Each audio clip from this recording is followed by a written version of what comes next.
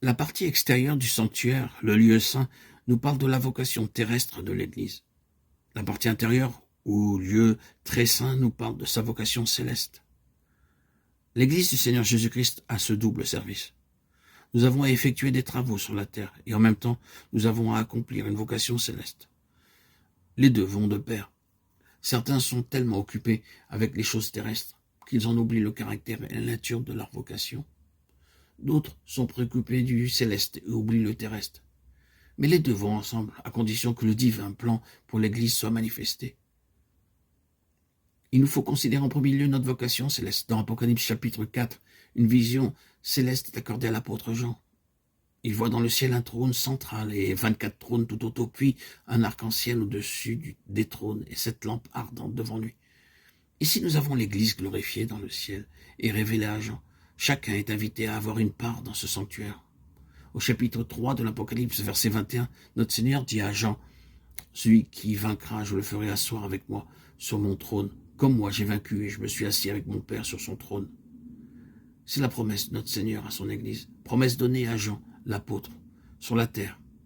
Au chapitre 4, il est enlevé dans les cieux et voit le trône ainsi que ceux qui sont assis dessus. Chaque détail a une grande signification spirituelle.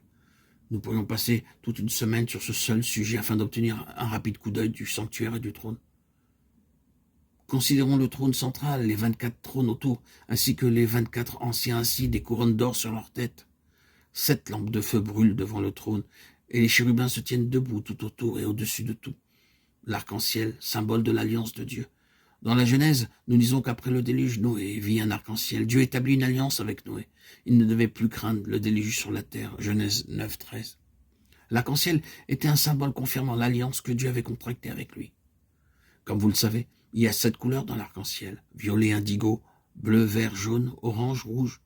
Dieu a conclu cette alliance avec l'humanité. La première avec Adam, bien qu'Adam ait failli et désobéi à Dieu. Dieu a cependant conclu une alliance avec lui, promettant que le Sauveur sortirait de la postérité de la femme. Genèse 3, verset 15.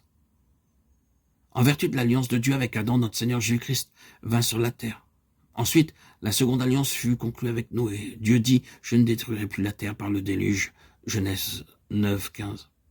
Aujourd'hui, la terre est pleine de péchés et la situation est pire maintenant. Mais à cause de son alliance avec Noé, Dieu fit preuve de longanimité. Si cela n'était pas, la terre aurait été détruite depuis très longtemps. Dieu établit une troisième alliance avec Abraham. De ta postérité, toutes les nations de la terre seront bénies. Genèse 22, 18. Le Seigneur Jésus-Christ est issu de la postérité d'Abraham et toutes les nations sont bénies en lui. La quatrième alliance fut avec Moïse. Je lèverai un prophète comme toi, Deutéronome 18, 18.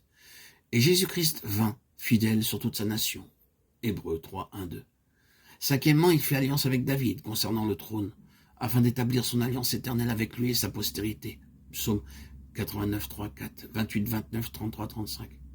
Ceci typifie de nouveau le Seigneur Jésus-Christ. Sixièmement, une alliance fut conclue avec le Fils de Dieu lui-même. Demande-moi, je te donnerai les nations pour héritage.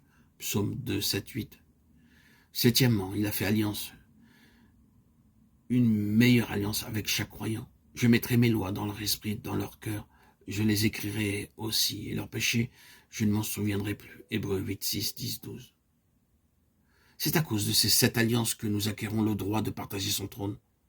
C'est à cause de l'alliance de Dieu et de sa promesse que nous serons élevés. Le diable peut protester et vous dire, « Oh, homme stupide, comment peux-tu devenir si grand? Comment Dieu peut-il te donner une haute position ?» L'arc-en-ciel donne la réponse. Nous parviendrons à la royauté en vertu de l'alliance d'amour gardée par Dieu.